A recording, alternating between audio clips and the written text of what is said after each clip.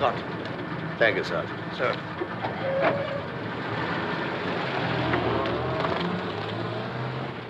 Mr. Scott, sir. Well, Mr. Scott, you must be anxious to get at it. I thought you'd take a day or two to get settled before showing up. Mrs. Scott seemed to have that department pretty well in hand, sir. I see. Nothing like somewhere to go while the curtains are being hung, eh? That's about it, sir. I know what you mean. Tell me, did you find a nice flat? Have they fixed you up with a good office here? Quite all right on both counts, sir. Good. Well, you want to take a good look round before you take over. Find out what's going on, then when you're ready, we'll have a talk. Pretty thing, isn't it? Yes, it's the new reindeer, isn't it, sir? Not hard to recognize by that tail.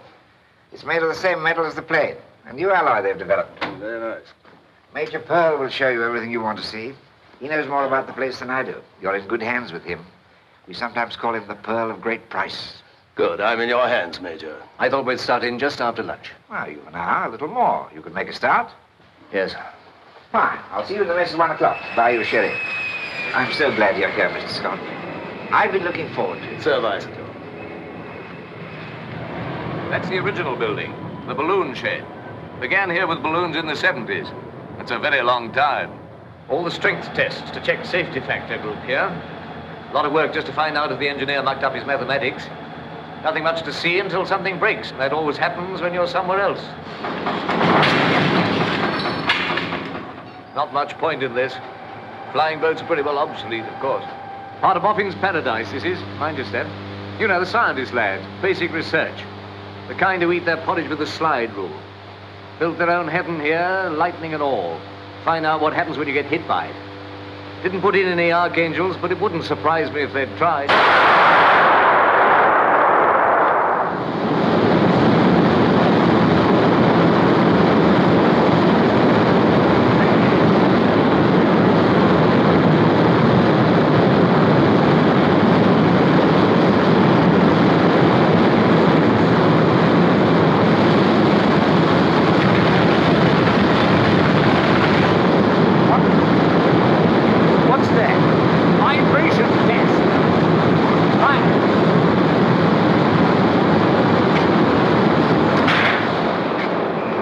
This is the test. No, now, Major Pearl, I must... Mr. Honey, this is Mr. Scott. He'll be in charge of metallurgy, so you'll be working under him. How do you do? I don't allow That's anyone... quite an arrangement you've got there, Mr. Honey. It's the tail group of the new Rutland reindeer, isn't it? Yes. What are you doing to it? I'm vibrating it. Yes, but I mean, what are you after? What do you expect to happen to it? I expect the tail to fall off. Excuse me, please.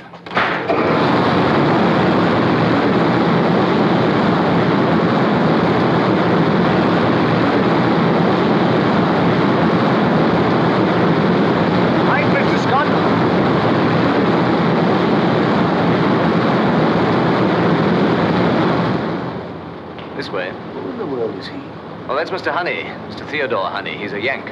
Rhodes Scholar, I think, but he's been here forever. What's all this about expecting the tail of the new reindeer to fall off? They're already in service. Old Honey has some wild hair in his ear that vibration might cause metal fatigue someday by breaking down the aluminium atom in light alloy structures. Couldn't vibrate anything little to find out. All boffins are a bit crackers, but I suppose he's the worst. Air screws are down there, if you care to see them. Of course, they're as dead as the dodo bird. Same with engines. We'll be all jet in no time.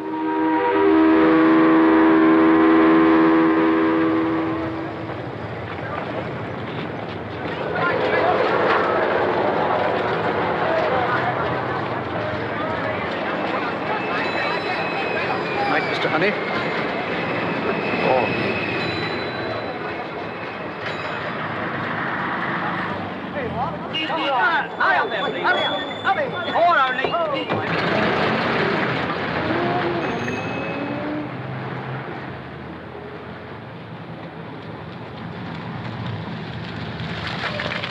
Mr. Honey, can I give you a lift? Why, I seem to be going your way.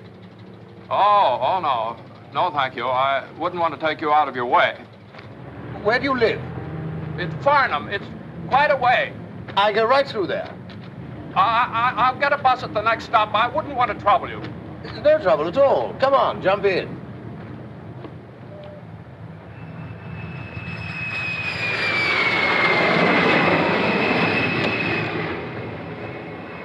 Why did you throw those in the bag?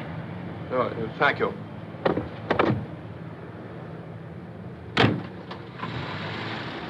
I was quite interested in that experiment of yours with the reindeer tail group. Would you like to tell me just what your idea is? Well, it's rather difficult to explain a thing like that in words of one syllable. Well, I have managed as much as 2 syllables on occasion, Mr. Honey. Well, to put it as simply as I can, the purpose of my work has been to arrive at an end result for the original theoretical hypotheses of Kersling of Ball and Shilgard of Uppsala, in which they postulate vibration as a source of energy. I reasoned that since this energy does not appear in any of the ordinary forms, such as heat or electrical potential, it must be absorbed by the metal itself, and that sufficient absorption would result in nuclear fission of the aluminum atom in an isotopic form with crystalline affinities. I see. And that means the tail will fall off. Exactly. Oh, here's where I live.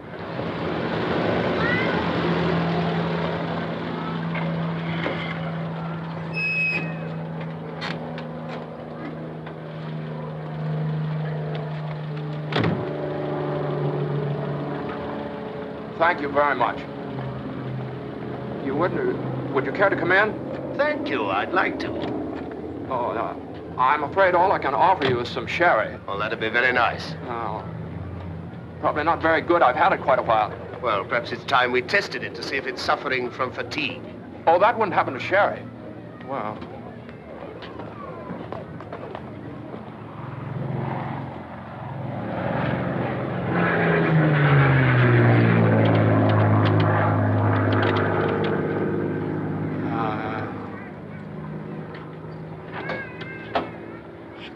I'm so sorry.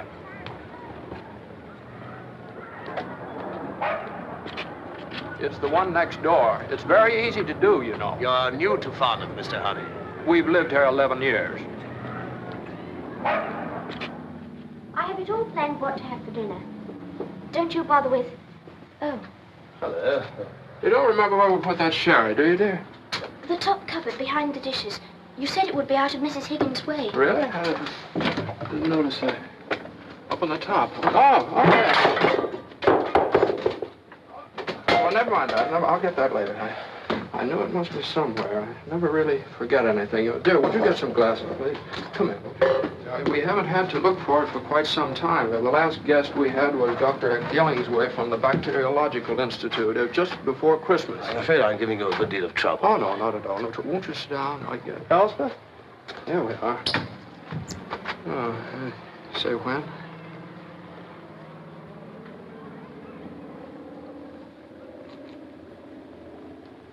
I guess Mrs. Higgins did find it. I'll get some more. Look, I wish you wouldn't bother. Oh, no, it's no trouble. It's just around the corner. Need some... Elspeth, will you entertain Mr... I don't believe you told me your name. Scott. Scott. This is my daughter, Elspeth. How do you I'll be right back.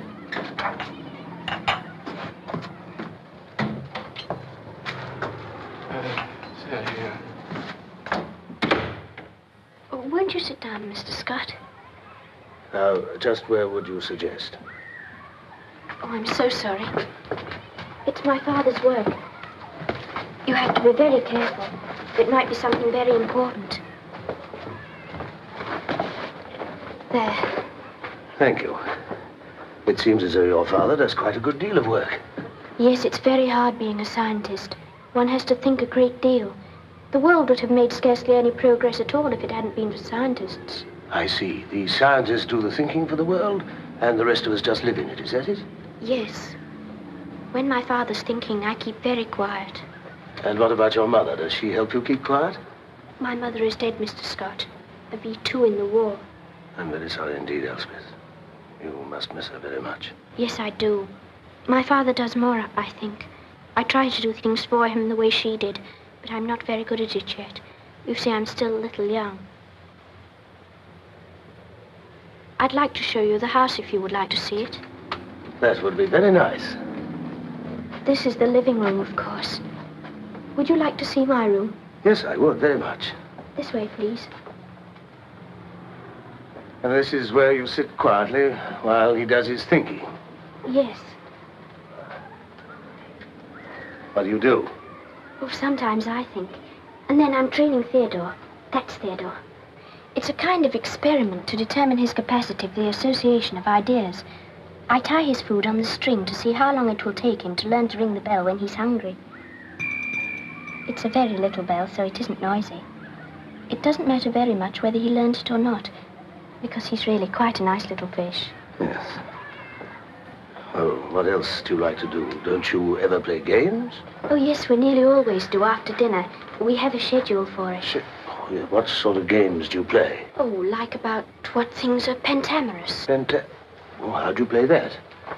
You take turns in finding things that are 5 of everything, until one of you can't find any more. Then he loses.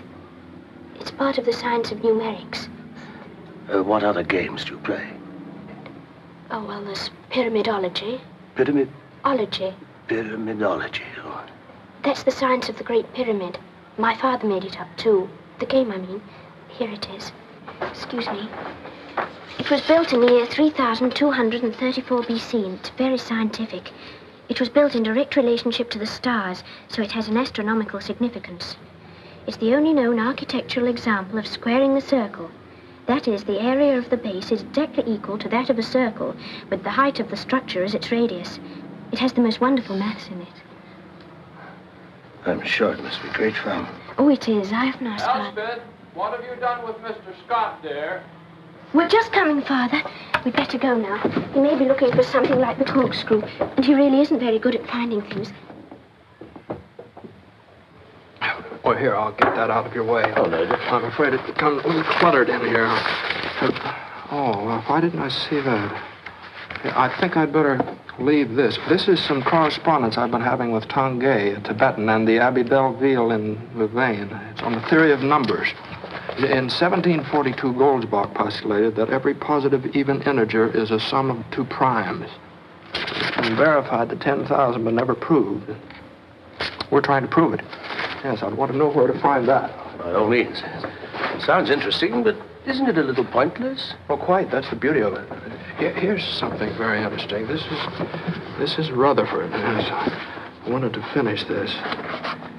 Yes, he identifies the 10 Loth tribes with the Scythians.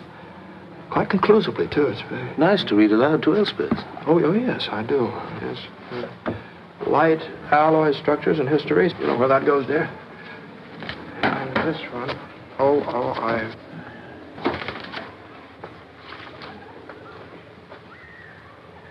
Yeah.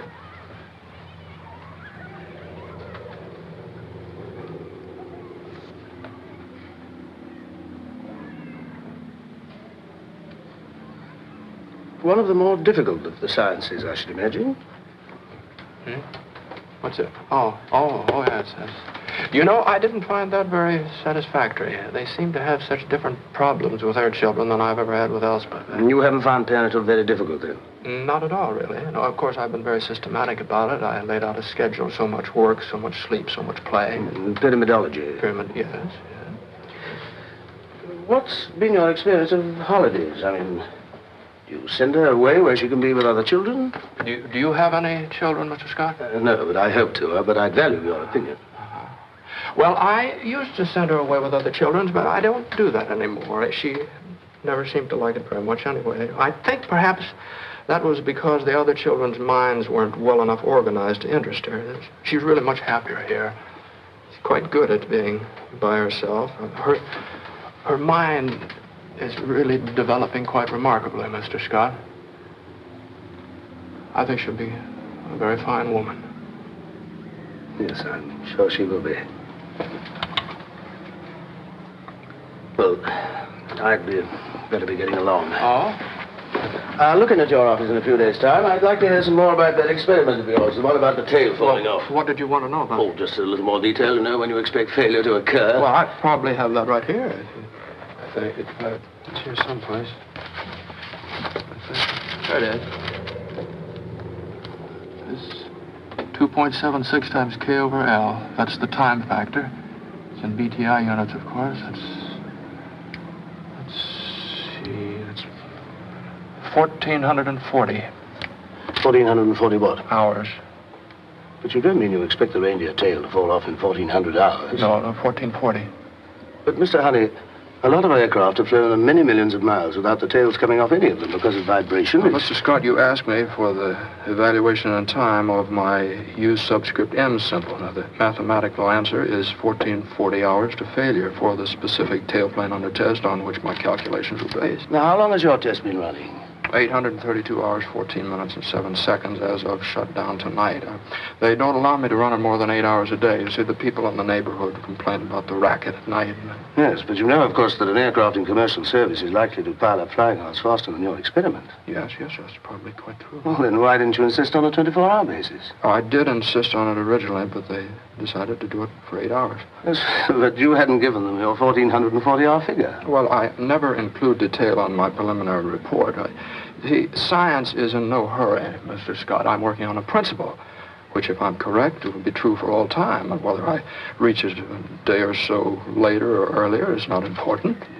But it might be important for the 50 or so people who take off in these reindeers every day. Well, Mr. Scott, you don't understand. I'm a scientist. And science is very exacting. It requires the utmost concentration. I can't be concerned about people.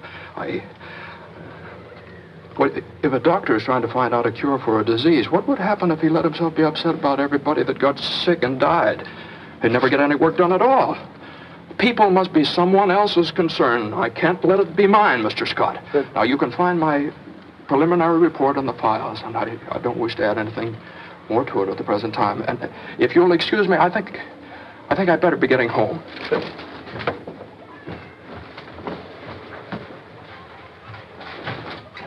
Father. Oh. Well, it's very easy to do, you know. Oh, goodbye, Elspeth. Goodbye, Mr. Scott. Goodbye, Mr. Honey.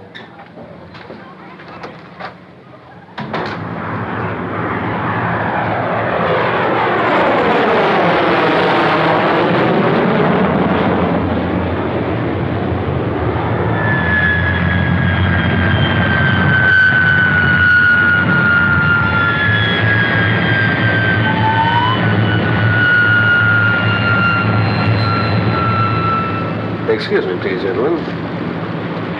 Rub her down, Ned. Don't give her any water till she stops sweating. Scotty!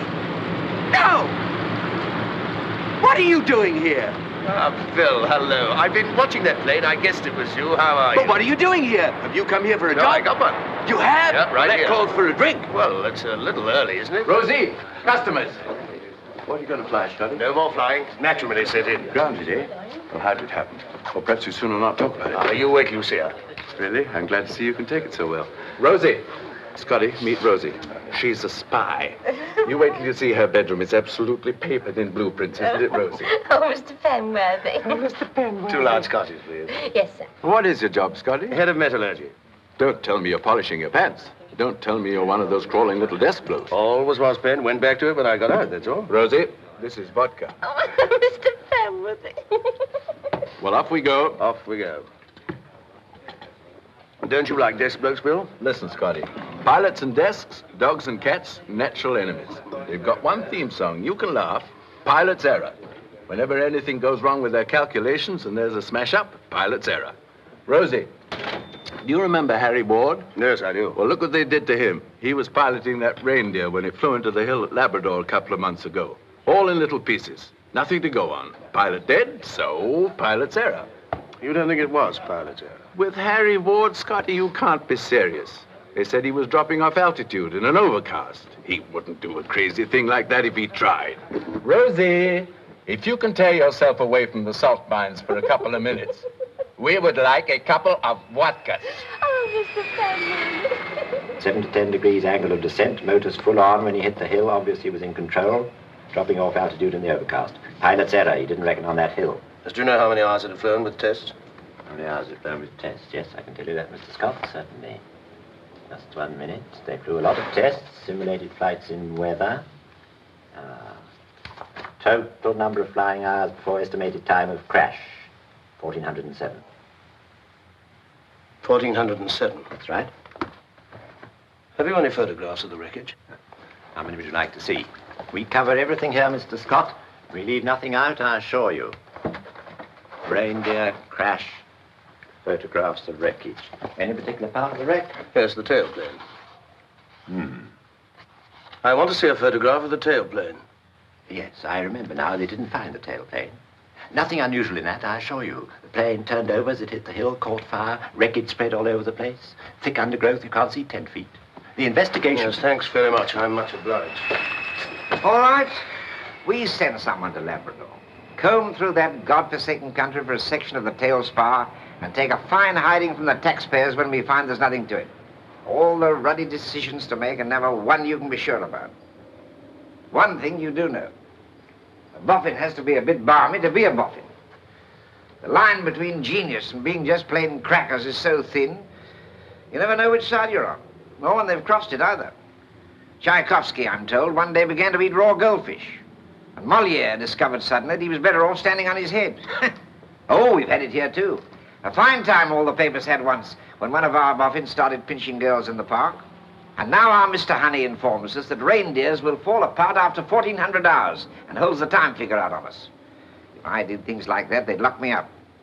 How long before this infernal machine of his is due to prove something one way or the other? Weeks yet, sir. Get it on a 24-hour basis today. And better get someone to handle the complaints when they start coming in, too. Very good, sir. How many hours have the other reindeers in flight done? Oh, not nearly as many, sir. The one in Labrador was the prototype. It did all the tests. That's why it's got so many hours. The others were delivered in a group to the airline just before they went into service. They can't have done more than 500. That's the best news I've had today. I don't want the job of asking the airline to ground their nice new fleet with no more to go on than what Mr. Honey says. Well, that's it. Oh, wait a minute. You know who we're sending to Labrador, don't you? That's right. Mr. Theodore Honey. He's the one who started all this. Maybe a good hard climb will do him good.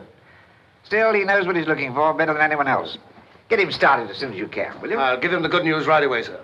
Passengers for Flight 26 to Gander and Montreal, will you please have your embarkation slips ready and proceed to the exit door for boarding the aircraft? Got it? Yes, you'll have to go through that door.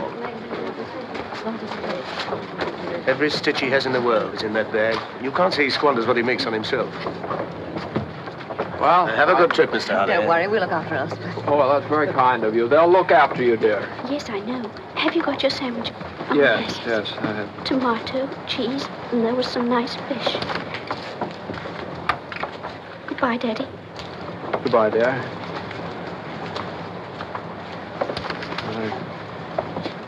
I didn't bring a handkerchief. I'm sorry. We were in such a hurry packing. Mr. and Mrs. Brooke Holter? That's right, thank you. Your name, please, sir? Honey, Theodore Honey. And your embarkation slip, please.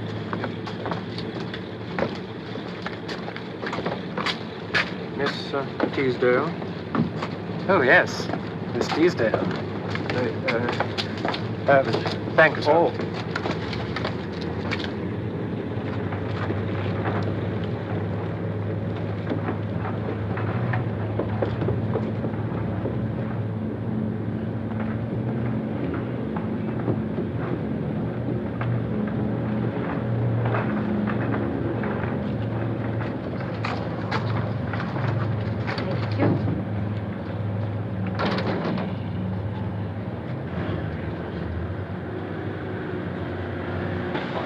Fasten your safety belt. No smoking, sir, until we take off. No smoking. Oh, I'm so sorry.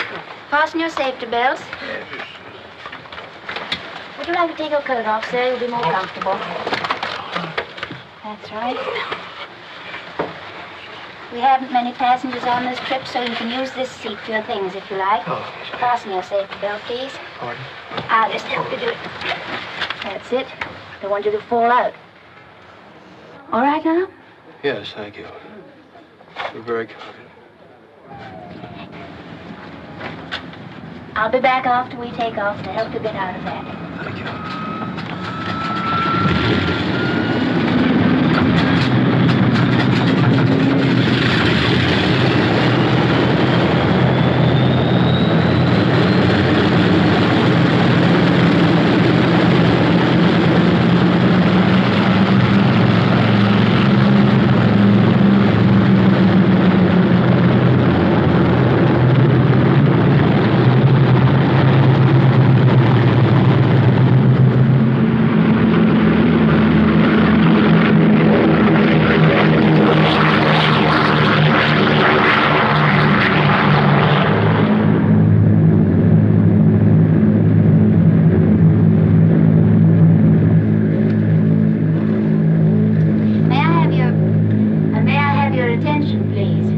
may unfasten your seat belts now and smoke if you like.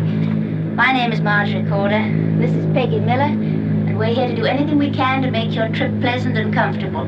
We'll be glad to give you refreshments and drinks quite free of charge, and although we both might regret it personally, no tipping is permitted. Thank you, and we're glad to have you aboard. You are Miss Teasdale? Thank you. Anything we can do for you? No, thank you very much. Don't you want to get rid of that now? Might as well make yourself comfortable. Here's the button to adjust your seat. Here's the switch for your reading light when you want it. We'll serve dinner soon, but maybe you'd like some sandwiches and a little coffee? Well, We have milk, too, if you'd rather. I think a little coffee would be nice. I brought some sandwiches. My daughter made them. Oh. Her name's Elspeth. Oh, well, they're probably much better than ours, then. You sure you didn't bring your own coffee? No. I'll get you some. Miss, weren't you... Isn't that Monica Teasdale, that one you were just talking to? Yes, it is. She's crossed with us often. A great many of the film stars do. Oh? Are you a fan of hers? Oh, I didn't mean that. I never go to films, really. Not since I haven't gone in years. Would you like me to take over your autograph book? Oh, no. I don't even have one. No, I wouldn't want to trouble her. All right. I'll be back with your coffee.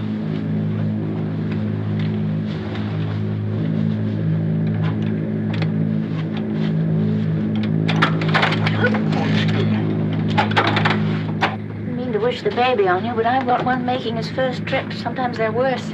Brought his own sandwiches. Hey, the skipper can't find his cloud glasses. He thinks he may have dropped them in here. Have a look round for them, will you, Peggy? He's quite a bit worried. Almost ran into a big one. Oh, no, you don't. No new girl jokes here. She's doing fine. If you've come for coffee, help yourself. We give pilots service, co-pilots no. Oh, so you're on her side. Which one's the boffin? The boffin? Scientific bloke from Farnborough. Radio said he was aboard. Sam thinks we ought to look around, you know, courtesy of the drain and all that sort of thing. What's his name? Theodore Honey, believe it or not. Now, don't tell me where he is. 2 to 1 I can find him. I'll take the uncombed bloke halfway down the starboard side. Looks as though he didn't have a mother. Mr. Honey, in 21. See? Can't miss. From Farnborough. I've been a bright lassie. I've been talking to him as though he'd never seen a plane before. I'll question the master intelligence. I suppose he speaks our language. Well, let him have his coffee first. All right. I'll come down for him when we've hit the step. We'll only give him the 6-minute tour. He may ask a few questions we can't answer.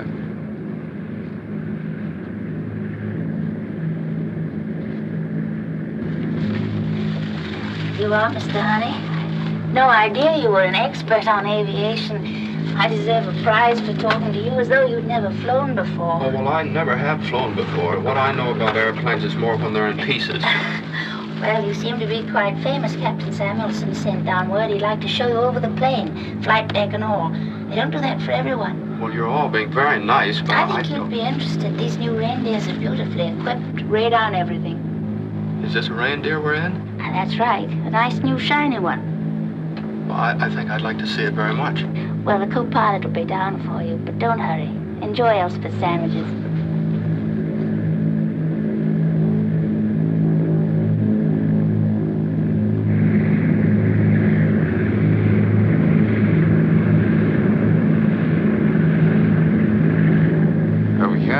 Pressure analyzer for the cabin. Now, will you come this way, Mr. Honey?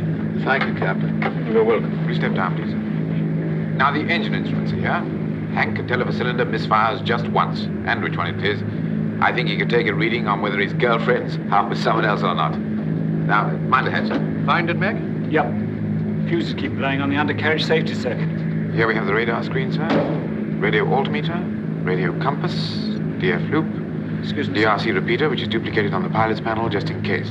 Oh, yes. Well, I don't suppose many things go wrong these days. Almost never. Won't even use reconditioned engines on this line. We get new ones every 600 hours. They're pretty things. They're really obsolete, though, aren't they? They're good enough for me. Not a cylinder's missed to take yet. This is the 3rd set. Have me out of a job if they don't kick up a little something soon. Oh, well, I wouldn't think that would happen. Did you say the 3rd set? That's right. But I thought the reindeers were new on this run. They are on this run. But this was one of the first 2 built, and the builders wanted some experience with the ship before turning the fleet over to this line. So we were loaned out for a while on the South American run. Well, for how long? Quite a while. Well, Could you tell me exactly how many hours this airplane has flown? Certainly. It's right here. 1,422 up to takeoff. Anything else, sir? No, We have dual ADF indicators at situation.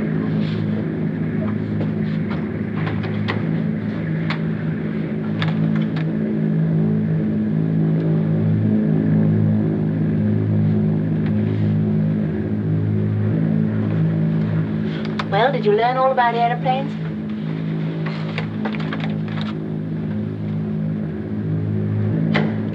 Mr. Dobson, I must speak to the captain at once. Captain Sanders is very busy, Mr. Honey. If there's something I can do, Mr. Dobson, please tell the captain I have every reason to believe this airplane's in very serious danger, and I insist on speaking to him, please. I'll see what I can do.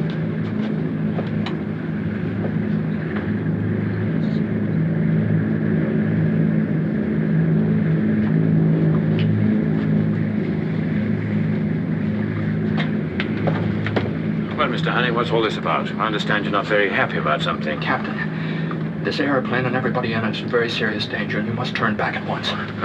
What sort of danger? Captain, I've been working on a theory on nuclear fission. I used the tailplane of a reindeer as a basis. According to my calculations, it'll fail in 1,440 hours. Now, I see, but now this is a theory. Now, I assure you I've done a great deal of work on this, Captain. This airplane has flown 1,422 hours as of takeoff. The tailplane can fail at any moment. Mr. Honey, I don't believe you realize the very strict procedures under which an airline operates. But have you ever heard of an airworthiness certificate? But this is something entirely new, Captain.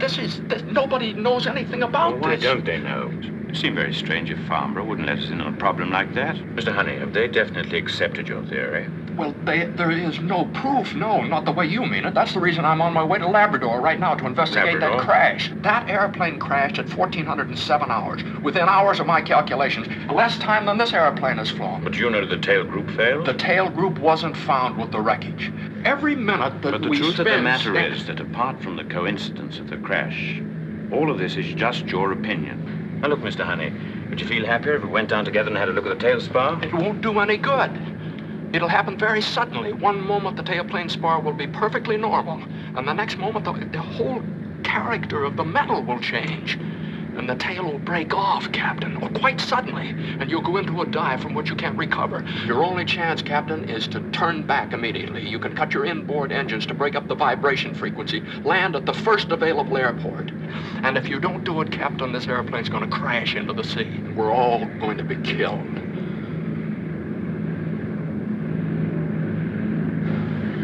I see. Tell you what I'll do. I'll radio back a full report of all you've told me. And if London tell me to turn back, I will. Meanwhile, I'll cut the inboard motors, as you suggest. It'll make us late at Gander, but I'll take that responsibility. But I warn you, there won't be anyone at the airport to make a decision like that. And this time of day, they find it very difficult to find anyone who can. Very well, Captain. Let's wish ourselves luck.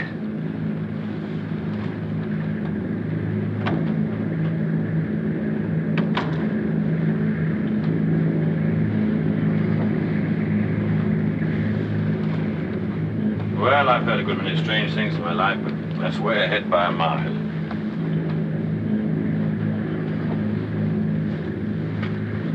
Well, you better put it on the horn for London, Peter. I wouldn't miss unloading a report like that on the boys for half my pension. Right.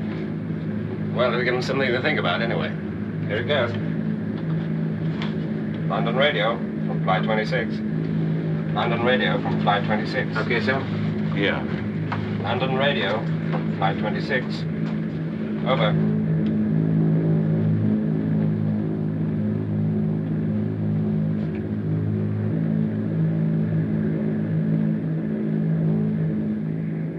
Hey, Marjorie, I've got news for you. Your boffin's crackers. What's the matter? Did he ask you some questions you couldn't answer? Clean off his rocker. He says the tail's going to fall off. He didn't. He did, and with variations. Sam thinks you ought to keep an eye on him in case he gets violent. But he didn't seem to be like He that. thinks you ought to stop it vibrating. Ruddy little squirt. I'd like to vibrate him. Sam says ring through if you need help.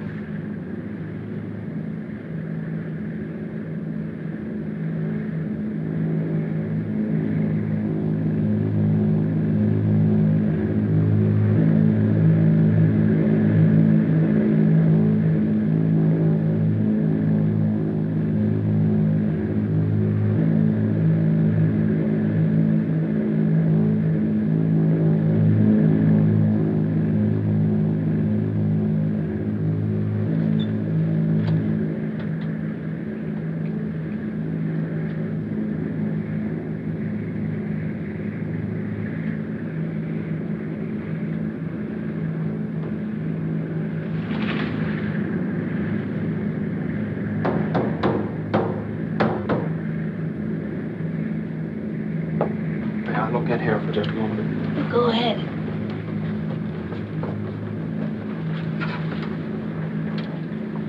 Is there anything I can do to help?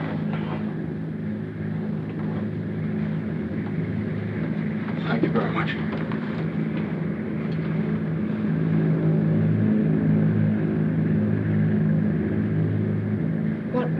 What's all that about? Like the tour they gave him, I suppose, so he's having one of his own. Coffee, Sam? No, thanks, not just now. I, want to get some cigarettes from my bag.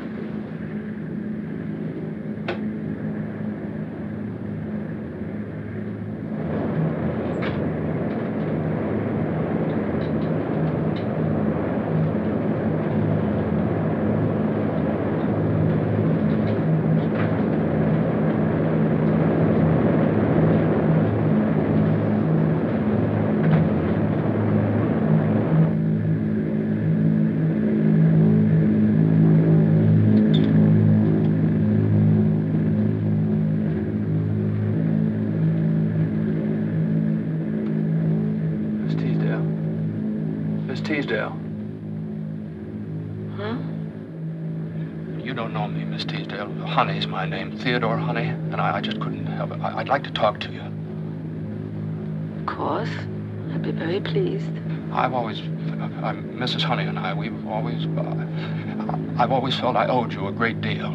Your pictures meant a lot to my wife, and that's why I want to talk to you. You're very kind. It's about, may I? Certainly. It's about the condition of this airplane. I'm afraid we're in very serious danger. I'm rather afraid the tail may drop off at any moment. Now, when that happens, there may be... Is that so? Yes.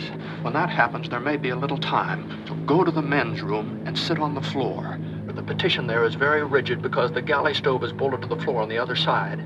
Now, if you survive the first impact, try to get out of the escape hatch and to get to a life raft. They may pick you up when they search for us in the morning.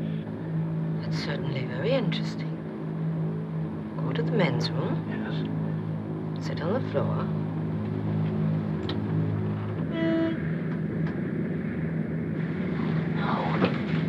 According to these calculations, I'm afraid Miss Teasdale's very tired. We really ought to let her rest for a while, don't you think so?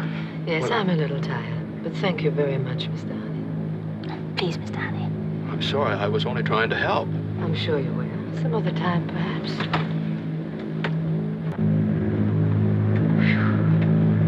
You shouldn't have done that, Mr. Honey. It's quite clear I shouldn't have. I'm sure you don't want to alarm people. You might even cause a panic. You won't do it again, will you? No, I won't do it again. I know you're very worried. Isn't there anything I can do? You know all about this, don't you? Yes. The pilot had to tell me. You've been very kind to me. I'm sorry I made trouble. Oh, no, Mr. Honey. You really didn't make any trouble. It's only that... I think I'd like to tell you what I was trying to tell Miss Teasdale. Well, do, if it'll make you feel any better. Well, I think I know more about this than either you or the captain. I think I know what's going to happen. And if it does happen at this altitude, there'll be a little less than 3 minutes before we hit the water. Now, there's one place in this airplane where a person would have a chance to survive that impact. Come with me. Now, at the first sign of trouble, go in here and sit on the floor with your back against the partition here. See this partition? Here, I'll show you. This partition is very rigid because the stove here is bolted to the floor. I tried to tell Miss Teasdale that because I felt that I owed her something. But now, I want you to know, I won't talk to anybody else.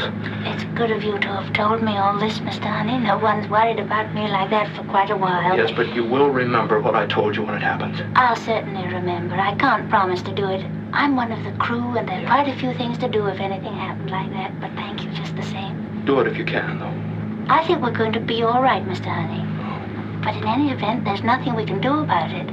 It's kind of you to worry about me, but please don't. Why don't you try and get some rest instead? Yes, I'll try.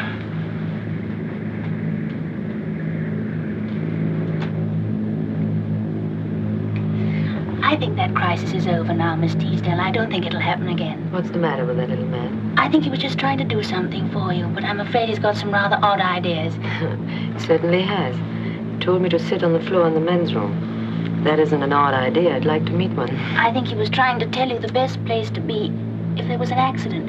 Is that what I ought to do? I think he's right about it being the safest place. But if he's right about that, he may be right about the tail falling off. Who is he? Just one of the passengers, some kind of scientist, I think. And you know, they don't often track. Oh. The altitude, Miss Teasdale, sometimes causes a highly nervous state in certain passengers. I'm sure that it had that effect on Mr. Honey for a while, but he's quiet now. That's more than I am. There's about to be another passenger on this plane in a highly nervous state. I assure you, Miss Teasdale, there's nothing to be alarmed about. Captain Samuelson's had a long... Now listen, dear. The scientist says this plane is going to crash. The captain says it isn't. Your vote doesn't count because you had to string along with the captain. It leaves it a tie.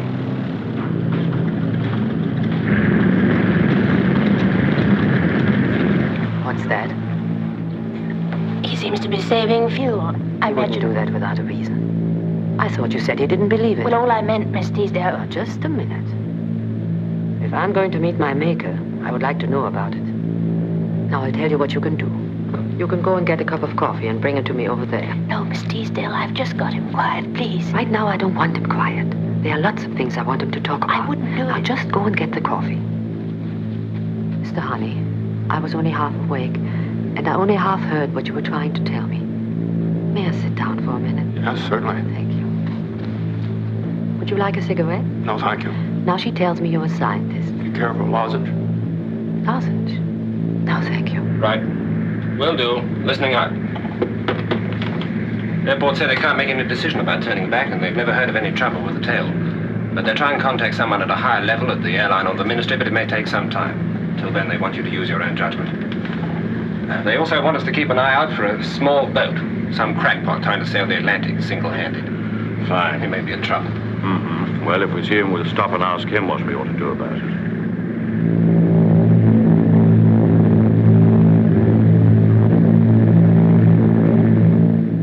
I estimate it would require a speed of 420 miles an hour to bring the forces into equilibrium. This could be attained by a downward flight path of 7 degrees below the horizontal.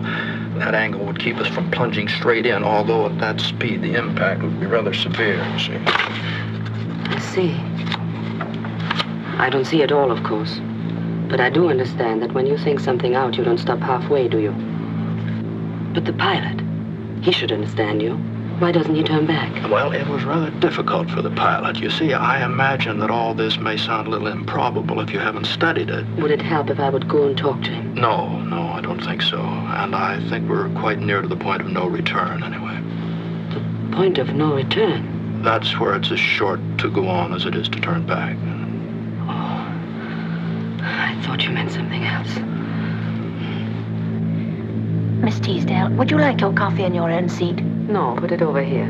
Oh, as a matter of fact, let's go back there, where we won't wake anybody, no matter how much we talk, and where I can say my prayers if I feel like it. Will that be all right? Yes, Miss Teasdale. Good, then we can all stop worrying who's going to sit where. Come on, Mr. Honey.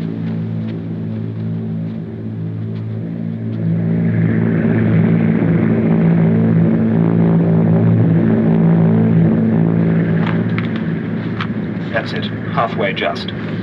Okay. Well, Peter. Yes? If they call you on that thing again, you can tell them to tell the high-ups that they needn't bother making a decision about turning back. All right, sir. Next stop, Gander. Right. I had a canary once. Didn't have any tail. It flew all right.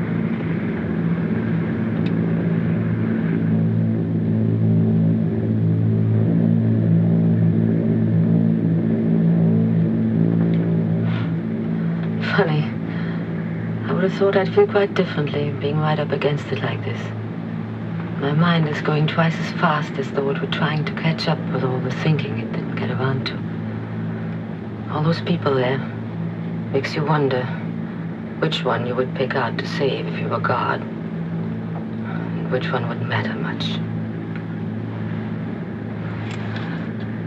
What are you thinking? Oh, I don't know. I never thought much about things like that. No. You didn't have much time. You were so busy with your multiplication table. But you had a chance to play God for a little while.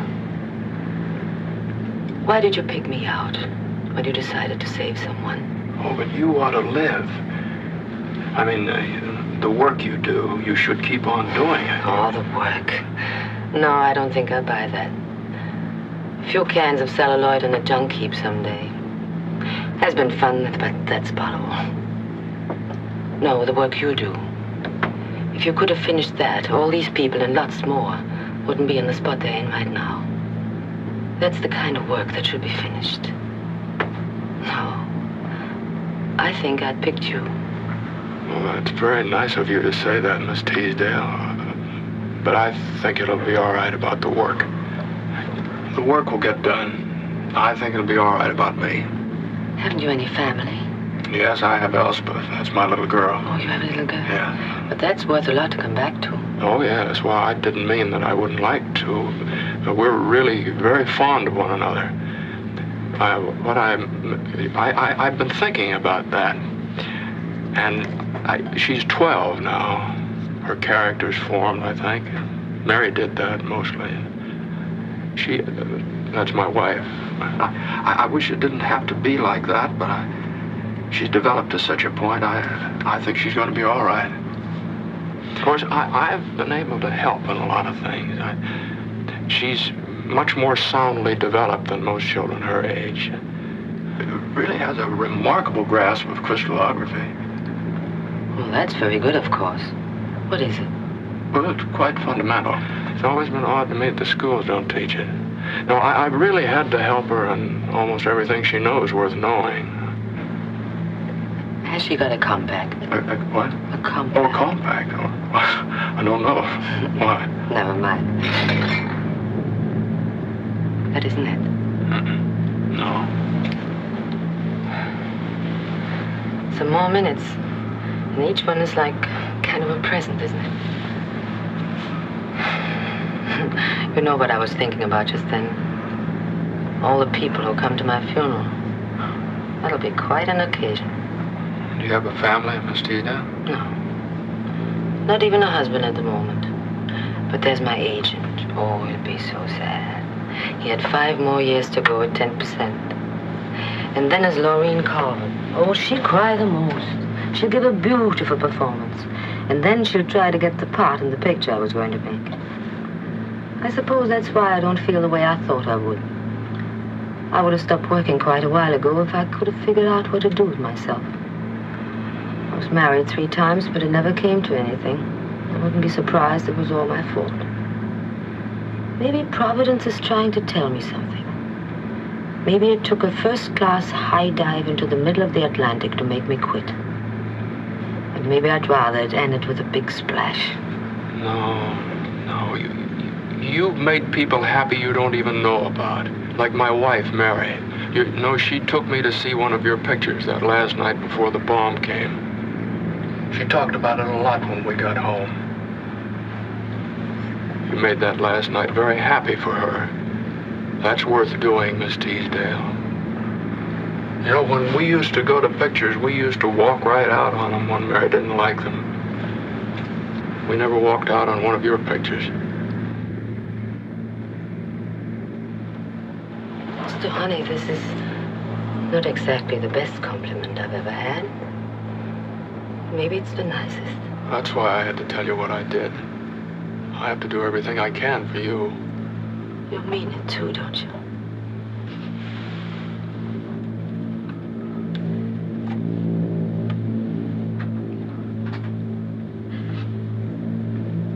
You scientists are always so busy figuring out new things. Why don't you figure out a mascara that won't run? Well, I'm afraid that's a little out of my field. All right. I'll be as good as new in a minute. Thanks for holding my hand.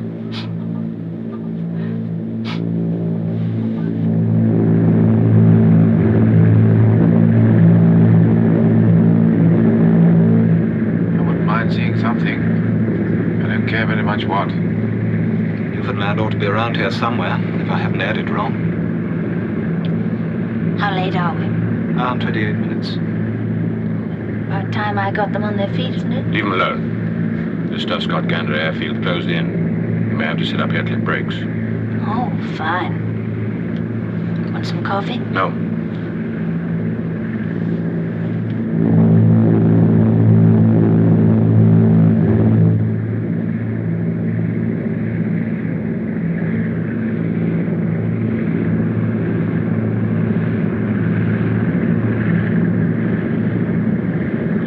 starboard motors to land. Hank, unfeather 2 and 3. Yes, sir. How long? Oh, about half an hour. I'll get them crashing back then. Well, take that coffee now, thanks. Right. Take it, sir. Call Gander Tower. Tell him I want the runway cleared. Tell him I'm coming straight in on a direct approach. Okay. Asking for an emergency landing. What's up? I don't know. He said it was a long story. You better phone AOA Flight 52 and tell him to keep circling. I'll look after things down here.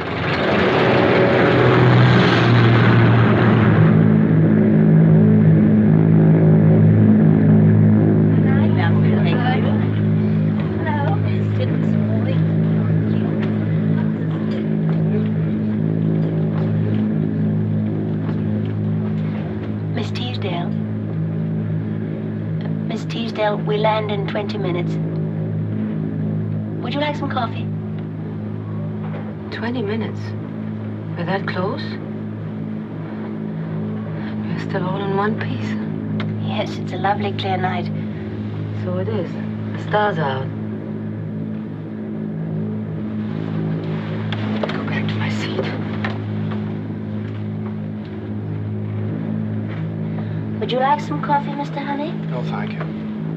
You did have rather a lot, didn't you? I'm sorry you had to be so worried, but I think we're quite all right now. We're all very lucky. You'll go back to your seat and fasten your safety belt for the landing, won't you?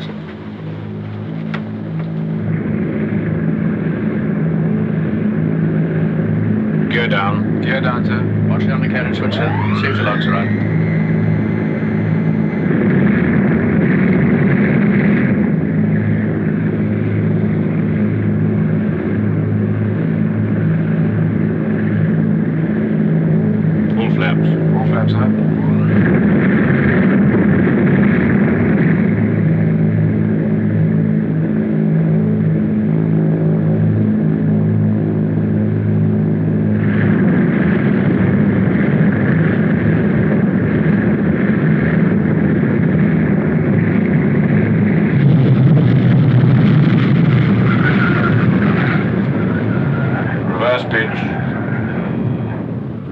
Looks all right to me. I don't know what he was in such a hurry about.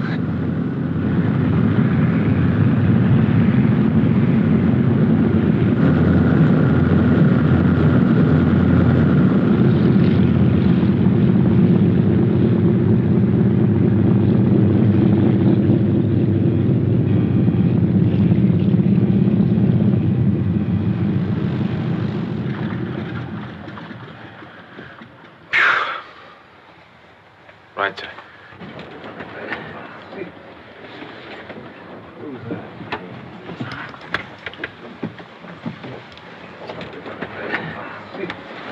Quite a night, Mr. Honey. I guess you must have multiplied someplace. Or you should have divided. Miss Teasdale? How long do we stay here? About an hour, I think, sir. Thank you. Yes, you can, right there. Thank you.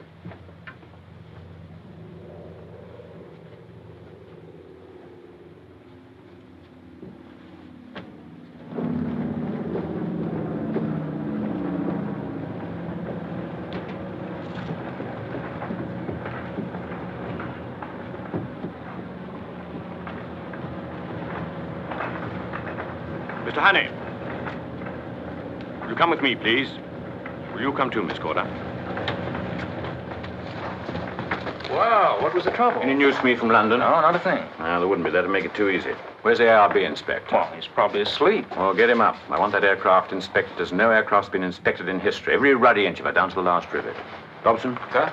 You better break to the passengers. There's going to be a delay. Huh? Aye, aye, sir. Miss Corder? Sir? If, as I expect, this inspection is satisfactory, we take off. I'm taking responsibility for refusing to carry Mr. Honey on the flight, as I consider his presence an unnecessary hazard. I'll arrange that all other flights leaving this airfield are adequately informed about him before they carry him. Meanwhile, it's your responsibility to see he doesn't get in touch with any of the other passengers. I don't want them alarmed by what, in my opinion, are groundless and unnecessary fears. Got that? Yes, sir. Right, let's go.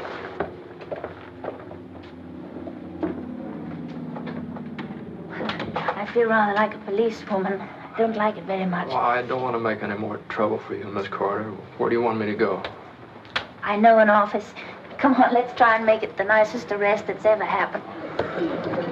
Oh. Are we going to leave on time? We're late already, you know. There'll be a short delay. The captain wants an inspection, that's all. It won't take long. Mr. Honey. They say it'll be 2 hours. It means it'll be 3 hours. It just ruins the day. I'd like to tell somebody what this is going to cost me. Some coffee, please. The one I liked best was the one where you killed your husband. I thought that was smashing. Oh, yes, I like that, too.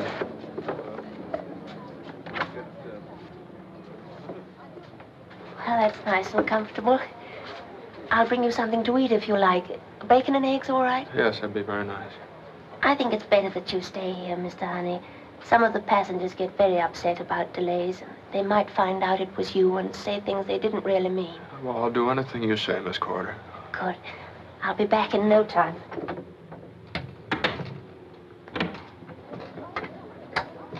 Sorry.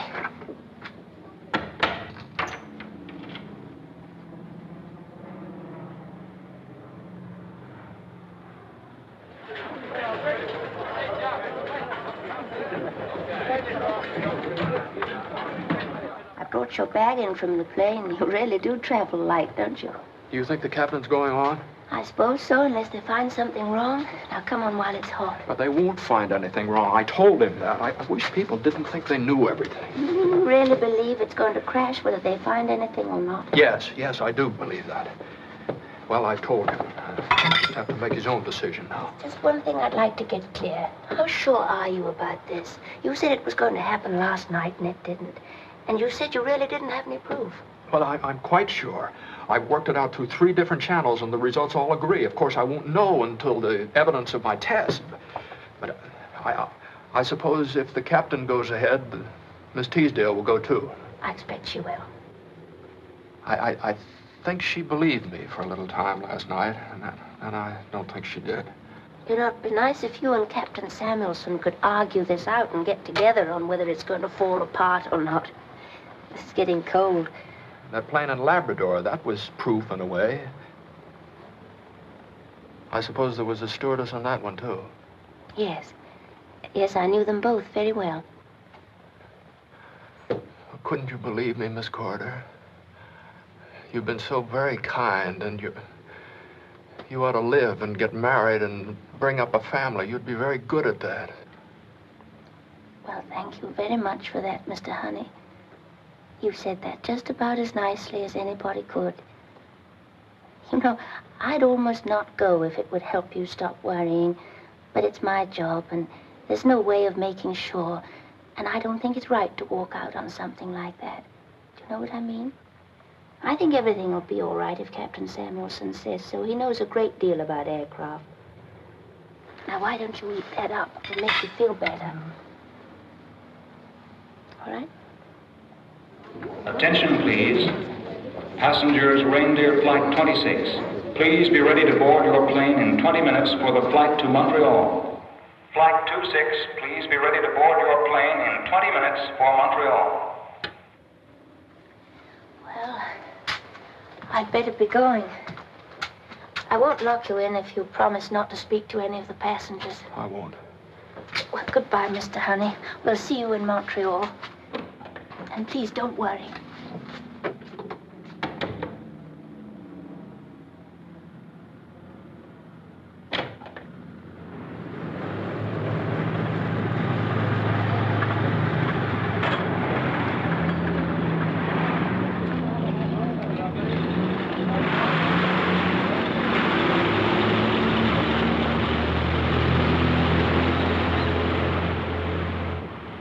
No danger, of course, once we're in the air. Well, that's okay. If you keep a man standing by the lever here on both taking off and landing, so nobody catches the coat or anything. Right, I'll see to that. What are you doing here? Captain, I just have to... Well, now that you're here, I want you to listen. I've told the inspector here all that you told me. Now, if you've anything to add, I want to hear it now. And I want him to hear it. No, sir, I don't have anything to add. As London apparently doesn't take her opinion sufficiently seriously to order this aircraft grounded, I'm flying around to Montreal. And I want you to get off and stay off. Captain, you mustn't take off in this airplane. You can't do it. Believe me, mathematics is a very exact science. I've explained that already, Mr. Hunt. Captain, it'll be just like the one in Labrador. The stewardess, all these people. Not for the last time, Captain, Mr. Hammond. Leave that alone, you fool! Got the plow!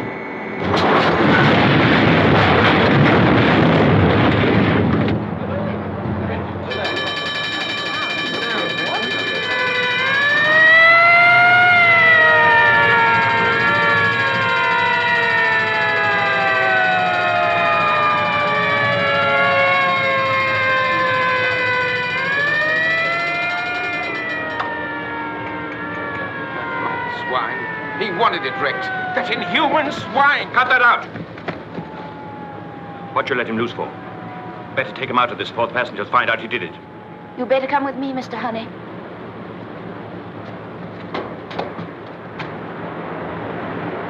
It just folded up. It just folded right up and sat down.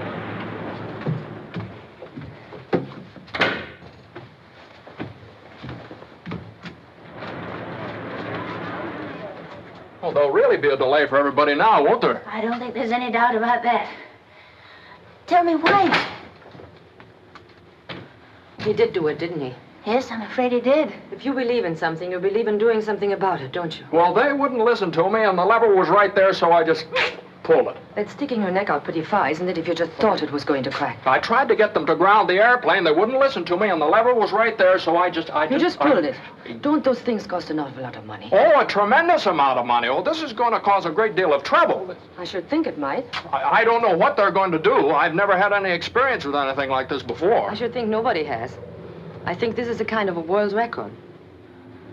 You didn't do that one for yourself either, did you? You could have been sitting right here on the ground when we took off. Looks to me like this was the men's room deal multiplied by quite a lot. Look, you keep him here. Some of the passengers won't be too pleased about all this. I'd like to find out what the payoff's going to be. Come to think of it, I think I ought to. Well, it's very nice of you not to be angry about the delay. Oh, it's worth it. You don't meet a world record every day.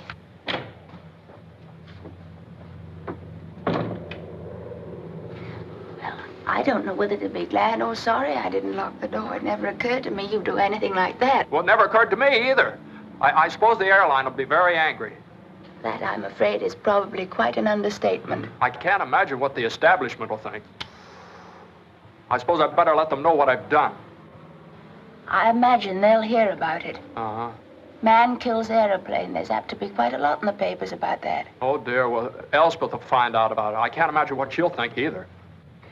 Look, Mr. Honey, we'll probably be sent back to London for reassignment after they've sent another plane to pick up the passengers.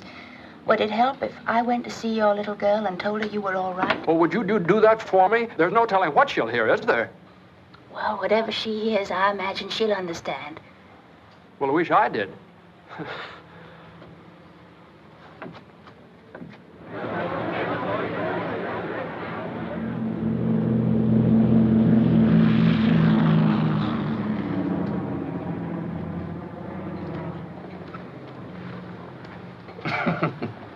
I would suggest that it is the solemn duty for anyone who can find anything remotely humorous in all this to share it with those of us who are less fortunate. Why, I couldn't help it, sir. Old Honey dropping a reindeer right on its belly. It's very funny. I see your point. I can't precisely enjoy it at the moment. I don't remember another day like it. Half England's been on the telephone to me today. I think if one more person, friend or enemy, calls to ask if I've heard that our Mr. Honey has wrecked an aircraft at Gander by pulling up the undercart, we'd better sort some kind of order out of all this. The chairman of the airline, Sir David Moon, calling you, sir. I thought I said I'd take no more calls today. He said I was to take the telephone to you no matter where you were. All right, I'll take it. Hello. Yes, put him through. There are quite a few other calls, sir. You surprised me. The other half's getting in fast. The Ministry, the ARB, the Treasury, every newspaper man in the Empire. Hello. Oh, hello. Hello, Sir David. It's nice to hear from you. Oh, yes, that I very much heard. I've no way of knowing what he could have been thinking of. We'll get him back for the inquiry, of course, and then perhaps when I've talked to him, I can... Oh, I don't think you could mean that, Sir David. No, I'm not at all prepared to assume he's a lunatic, at least not yet. Yes, I quite realize that, but I don't think there's anything to be gained by losing our tempers. I want... Hello? Hello? Where are the papers? I thought you'd want to see them, Sir John. I'm not so sure. Here we are. David and Goliath. Mr. Theodore Honey as David brings down the reindeer single-handed. There was one that called him the Galahad of the airways. This is better. Sir David's idea, eloquently put, was there isn't enough money in the Bank of England to pay for the damage done to themselves and British aviation by the implication of the safety of their aircraft. He did manage to sandwich in they wouldn't guarantee to bring him back, but he refused to allow any more of their passengers to travel with an irresponsible madman who went about wrecking airplanes. He suggested the RAF might carry him. They were equipped to take risks. Well, I can lay that on, sir, if he really means it. No, he means it, and we'll have to have him back to the inquiry, and that means... Miss Teasdale is here to see you, sir. Teasdale? Who's Miss Teasdale? It's Monica Teasdale, the film star, sir. What's the film star doing here? Tell her I'm sorry, I can't. Hand her over to Major Quills. She said she wanted to see you about Mr. Honey. She crossed on the plane with him last night. And how can she be here? Ask her to wait 2 minutes. I'll see her. Well, gentlemen, there's one thing we can settle. You must send someone else off to Labrador. We mustn't show up at that inquiry without supporting evidence of some kind. But for heaven's sake, send someone this time who can keep his mind on what he's trying to do. No more boffins. It is my opinion, Sir John, that even this trouble should not lead us to saying that all scientists are foolish men and not to be trusted. From what department did the gentleman come who took a bath in the public fountain and subsequently conceived the brilliant idea of pinching girls in the park? I ask you to remember, Sir John, that the last time we decided not ever to mention this incident again. Well, I think that's all for today, gentlemen, except for finding out what film stars have to do with all this. Johnson? Yes, sir. Ask Miss Teasdale to come in. Very good, sir. Mr. Scott, I'd like you to stay. Good day, gentlemen. Sir John, I assure you. Good night. Good night.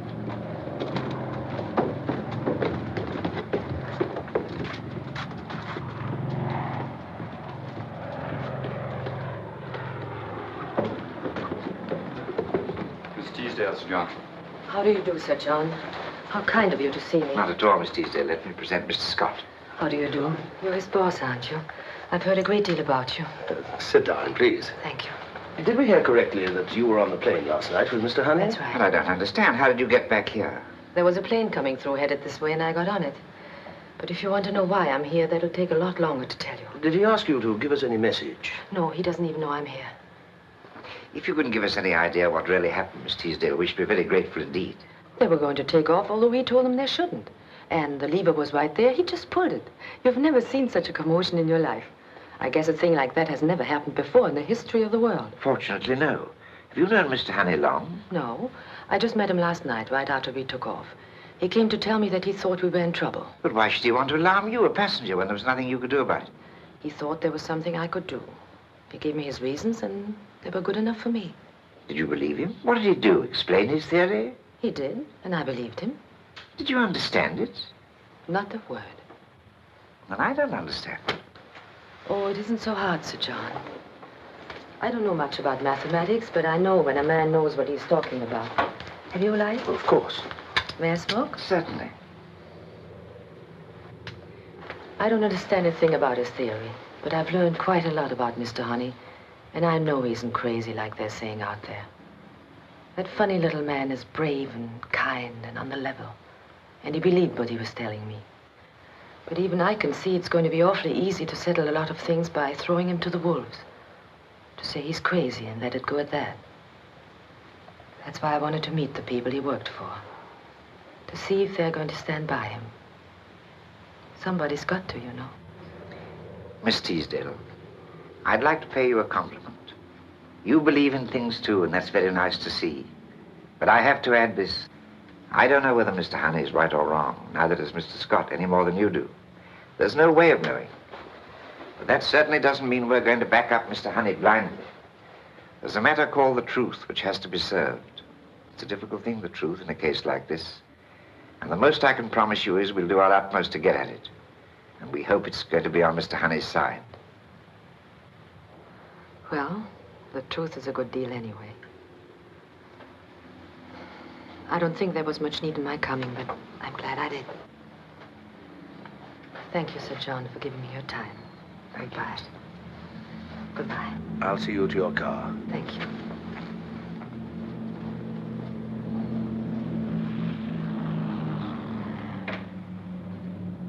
He means the trouble is going to be pretty bad. I'm afraid so. Isn't there anything I could do for Mr. Honey? Where can I find his little girl? Maybe I could go there and tell her that he's all right. Oh, I think that'd be very nice. I'll tell your driver where to go. Oh, please don't bother. You tell me at the gate. All right. Bye, Mr. Scott, and thank you. Goodbye, Miss Teasdale.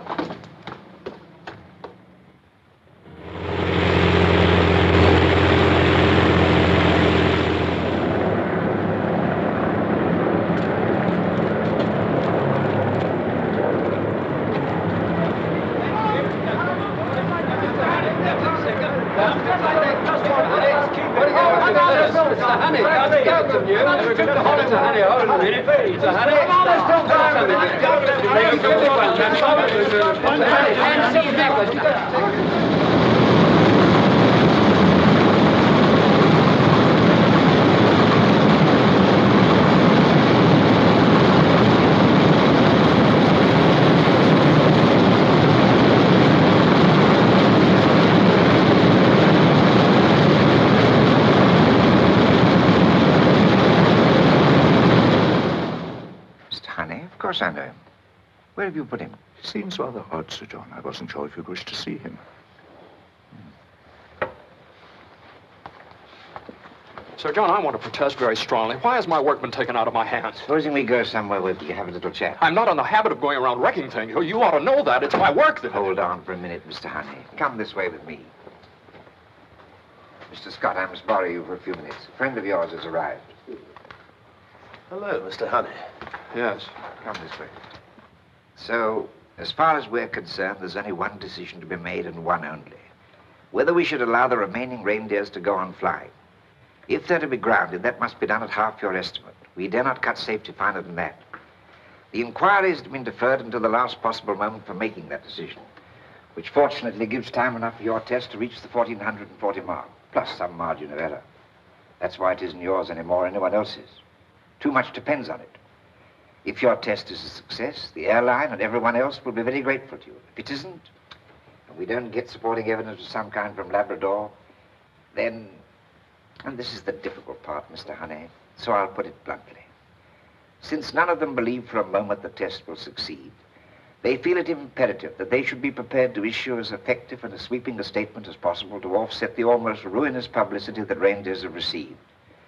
That yours was an act of an irresponsible, unbalanced mind, which they believe to be true.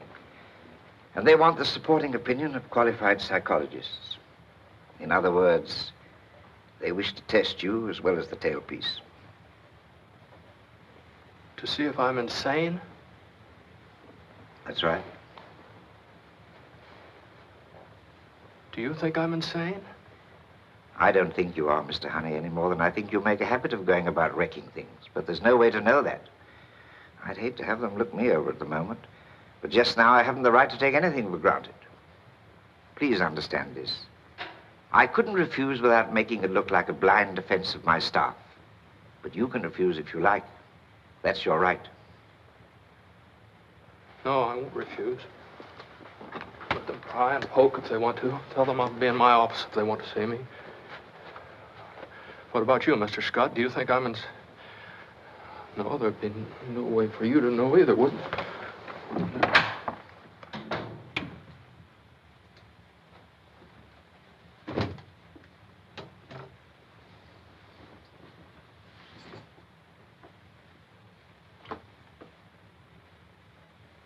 Who is it? Who's that? Oh, Mr. Honey. Well, I beg your Mr. pardon. Honey, it's me, Marjorie Corder. We didn't expect you back tonight. I stayed with Elspeth. Somebody had to. Well, that's very You must nice. be tired. Have you had anything to eat? I don't... You probably didn't. I'll get you something. We had lobster for supper. Do you like cold lobster? But I can It manage. keeps me in practice. Now, why don't you go upstairs and take a look at Elspeth?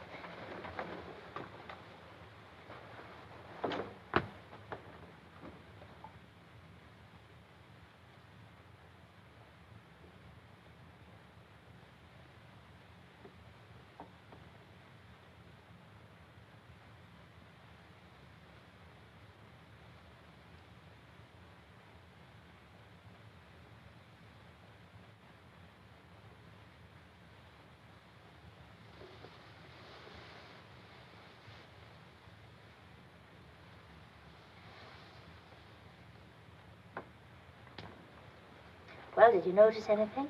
Well, she was asleep. Anything different, I meant, about the house? Well, you haven't got your clothes on. No, in the room. The curtains. Curtains? What? Well, where did this come from? Well, that was a present from Miss Teasdale. Miss Teasdale, what, is she here too? No, she went to London for the night. She got some lovely things for Elspeth's room, too. Now, why don't you eat your supper? Well, what did she want to do a thing like that for? I think you'd be surprised. I imagine you were glad to see Farmer again. Did you stop by the laboratory? Yes, I looked in. Well, you don't seem exactly happy about that. Was there something wrong there? No. Yes. Yes, there was something wrong. I can't expect to get any work done with people standing around peering at me. I'm now known as the Galahad of the airways. You know, I heard someone saying, imagine old Honey collecting a poppy like Monica Teasdale. Well, I expect they were just trying to be friendly. I thought you were rather a Galahad when you told Miss Teasdale and me what to do in case there was an accident. It's not such a bad thing to be. Yes, shall I do that for you? No, I can manage here. You know, it's my fault anyway. If you do anything wrong, you have no one to blame but yourself.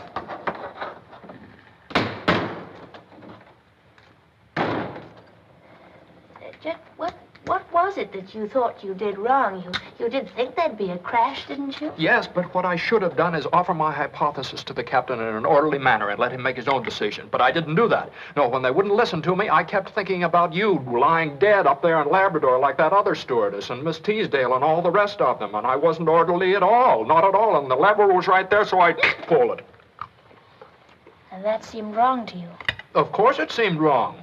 How is anybody going to take my work seriously if I go around doing things like that? Do you know that they're saying I'm crazy now? Then I don't blame them. You don't mean that if you had it all to do again, you just let it go ahead and crash? Oh, that's just the point. I'd probably do the same thing over again. I'm evidently quite a weak character, Miss Corder. The mistake I made was ever leaving Farnborough. If I just hadn't left there, and if this all dies down, I swear to you, I'm never going to leave my laboratory again. I think I'm a little sorry about that. I know you have to be a scientist. I know you have important work to do, but you're a person too, Mr. Honey. Well, it's evidently quite difficult to be a person, Miss Corder. Yes, I suppose it is, but... Oh, well, never mind. I expect you know what you're doing. I must clear this up. You better get some rest. You'll need it. Good night, Miss Corder. Good night, Mr. Honey. Well, I better get my things out of your way. Things? What? My clothes and things. I'll move into Elspeth's room. Well, what, you mean you've been staying in my... Oh. Well, what's the matter? Well, I was just thinking of you, Miss Corder. Don't you think people will talk? Oh, I see. Well, I'm a nurse, you know. You have to be a stewardess. Would it make it any better if I got hold of my nurse's uniform and put it on for the neighbors to see? Well, I suppose that... Well, that's what I'll do then. I'd like to come back just to see how things turn out. Good night, Mr. Honey. Yes.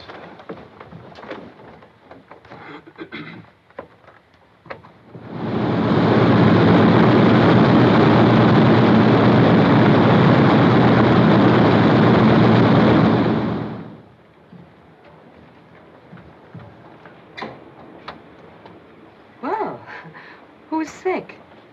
No one. We had quite a problem last night. Mr. Honey arrived back in the small hours. He was so old school about us both staying here. It was very sweet, really.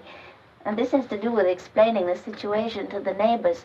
I had to run over to Guildford this morning to get it. It looks as if I missed something by going up to London last night. Where is he? I suppose he couldn't wait to get down to Farnborough this morning to see his playthings again. Well, that's exactly what happened. I'd like to hear about it. Some coffee left? Why don't you come in there? Oh, what's the matter with it? Oh, you've been busy. I had nothing else to do. It looks as though he wears one suit and goes to sleep in the other. I don't know how long it can be since he bought something for himself. I thought you were the one who thought a man shouldn't have things done for him.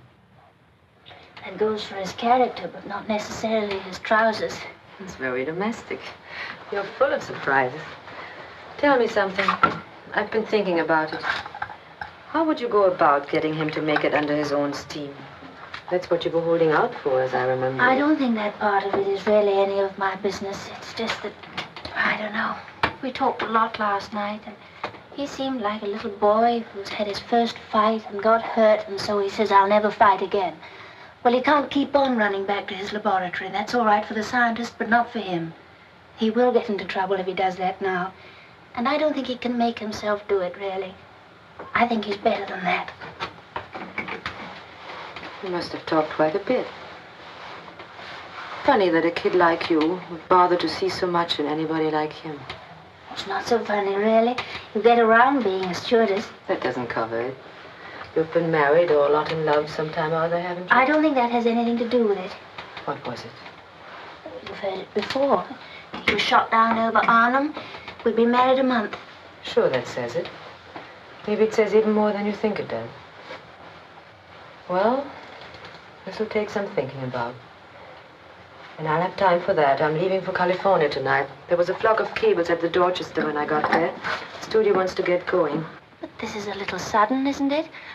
What about all the things you talked about, helping him to find an answer and everything? I meant it. Don't think I didn't, and I still do.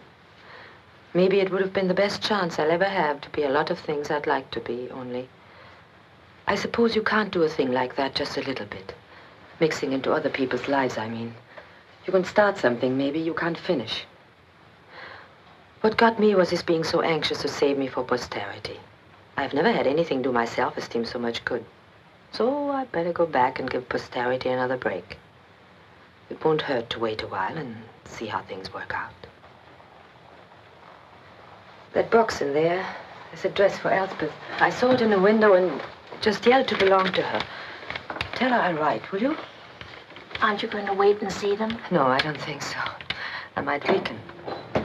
Hello, Miss Teasdale. Look who's here, Sugar Plum. Hello, Miss Corder. I hurried. I hoped you'd be back. Well, here I am. Don't you look pretty? Am I really all right? I've never seen an apple blossom look quite as sweet. Here's a present for you, honey. Oh, I really shouldn't have another one. May I look? Of course. Why don't you take it up to your room and look at it there? That'll be nicer. All right, I will. It's like Christmas, only much more so. Well? Does that mean goodbye, then? Sure. There's no use making anything of it. It's one thing you learn in my business. How to get off. I wish you wouldn't go. Maybe I'll be back. Never can tell. You're a nice kid, Marjorie. I have an idea you'll know what's going on. You might let me know. I get the price on a laboratory or two, just in case. Well, good luck. Keep on telling her she's pretty, will you? I will, Monica.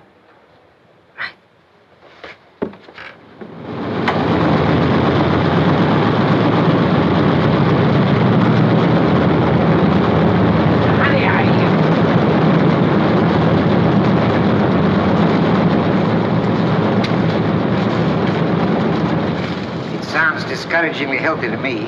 What's your 0 hour exactly? 2 o'clock this afternoon. Let me know the minute it even shivers.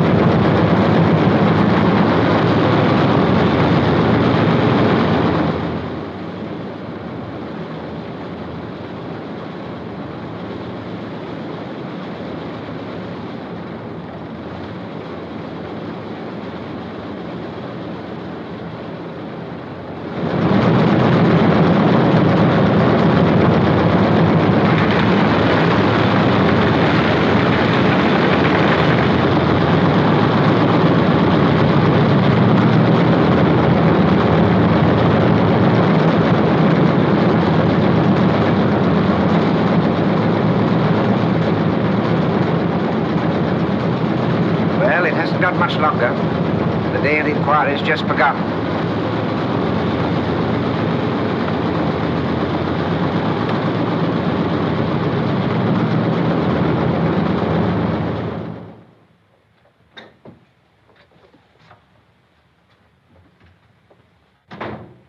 Oh, I'm afraid I'd forgotten you were here. I'm sorry. I should have let you know. Well, I let Elspeth stay down for a while.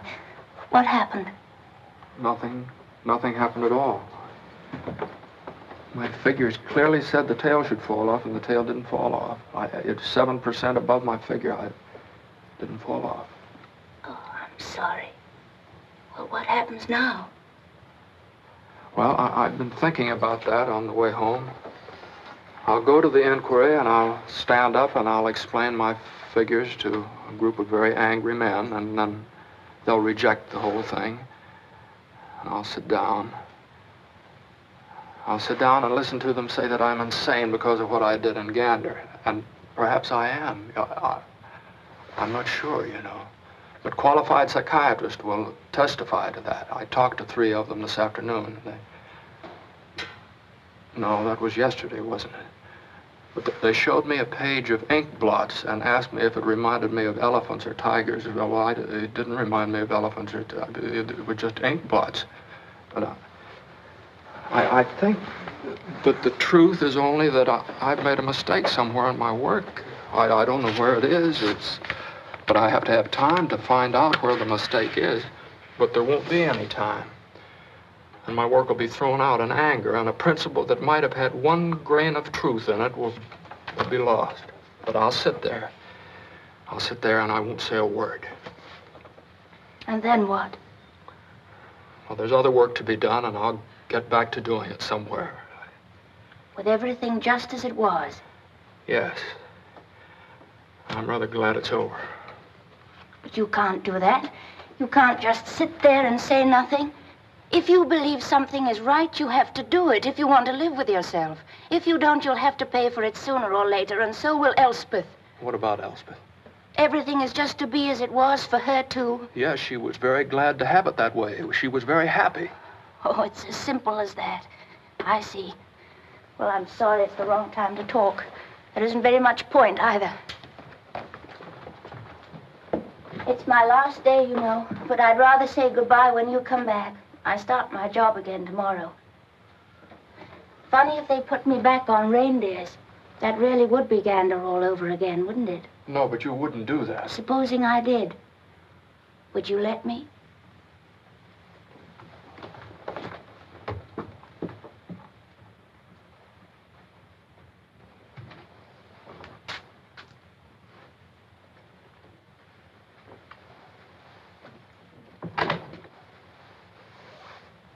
Hello. It's time to get ready for school, isn't it? Yes. Did the tail fall off, Father? No, dear, it didn't. You mustn't worry about it. It will someday. Oh, I don't know, dear. I suppose it will. Is anything the matter? No, I was just thinking. What about? Nothing. Just about the impermanence of events and things like that. What do you mean, dear? Well, about it's all being over. Miss Teasdale's gone, and Miss Corder will be, and the people out in front, and everybody wanting to talk to me at school. That sort of thing isn't very permanent, is it? It's like Christmas. Everybody very nice to everybody else for a little while, but then it doesn't last. Why is that, Father? Oh, I don't know, dear. Don't they talk to you all the time in school? Oh, no. I'm a SWAT, you know. Oh, I didn't know you were a SWAT. What is a SWAT? Well, a SWAT is rather the sort of person that people don't talk to very much because they're different. Like my intellectual quotient being too high. Well, do you mind being a SWAT? Oh, no. But it was exciting rather than not being. Everybody wanting me to get them autographs and things. But if things like that are so impermanent, like Christmas, then it would be much better if... I was thinking. I put away the things Miss Teasdale gave me. And I was thinking, maybe if I didn't go to school anymore, I'm sure I'd learn much more here with you, because there wouldn't be other things to think about, and things being impermanent. Dear, what? Well, you mustn't do that. What's the matter, dear? Go away. Oh, are you sick, dear? I'm all right. Please go away and leave me alone.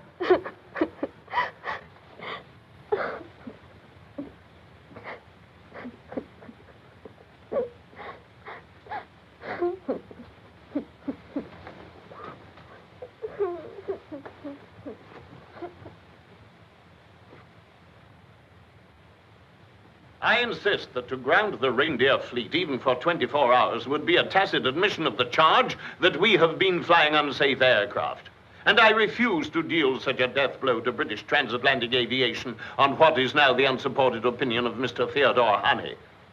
I'd suggest that the kindest thing that can be said of Mr. Honey is that his is an unstable mind, with an obsession that can carry him to great extremes, as we have well seen in Gander. I submit it is not only fair, but imperative that an immediate finding to that effect be issued by this board. Well, gentlemen, my view is that Mr. Chairman, I would like to try... Now, wait a minute.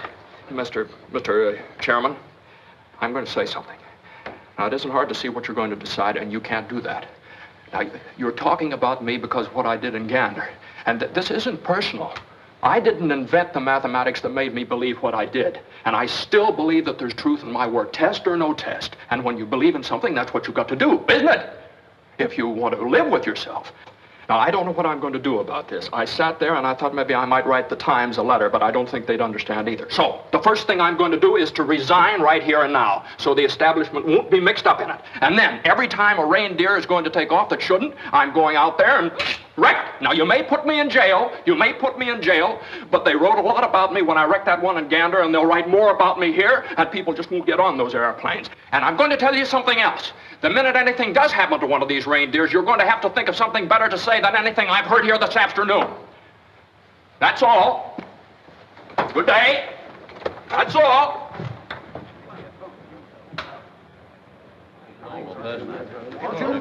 Well, gentlemen,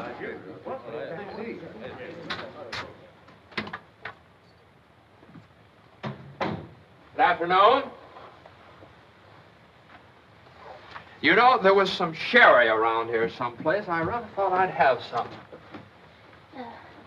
It's over by that bookcase over there. Oh. Is it over?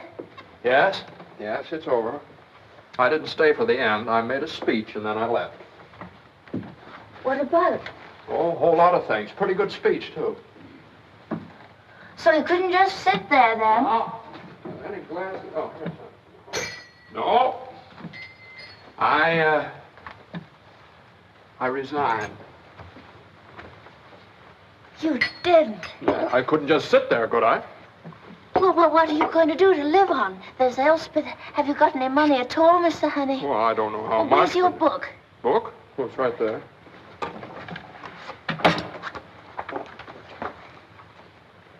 Do you know how much money you have to live on? £3.13 6. Now, wait. You haven't put anything in the bank for months. What do you do with your money? I think there's some over here. In one of these. There. Here's some more.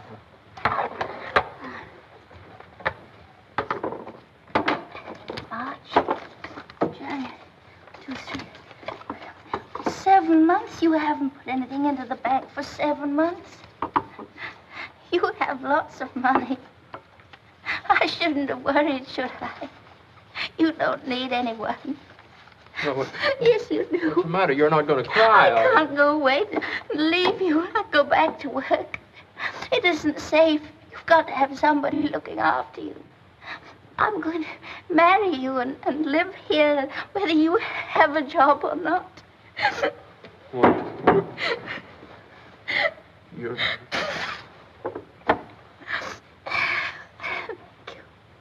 Yes, and he'll probably do it, too. We'd better go down and see him Your before secretary sent this over, Sir John. She tried to get hold of you at the meeting, but they wouldn't put her through. She said it was very urgent. Oh, thank you.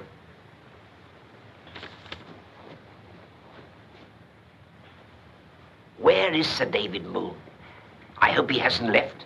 I can't wait for this. It's from Nixon in Labrador. He says they found the tail spar, and it's a fatigue fracture if ever he saw one. Sir John, I've had the most incredible piece of information. You haven't heard mine. They've just made the first test flight on our plane at Gander after it was repaired. It made a perfect landing on the airport, and the tail collapsed while it was taxiing to the hangar. I could hardly believe it. And I this was... to help you.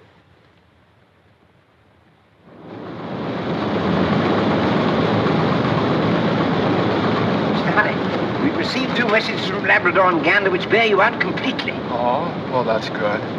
You know, I can't see where I could have gone wrong in this. I've worked it out through 3 different channels. Did you hear me? I said...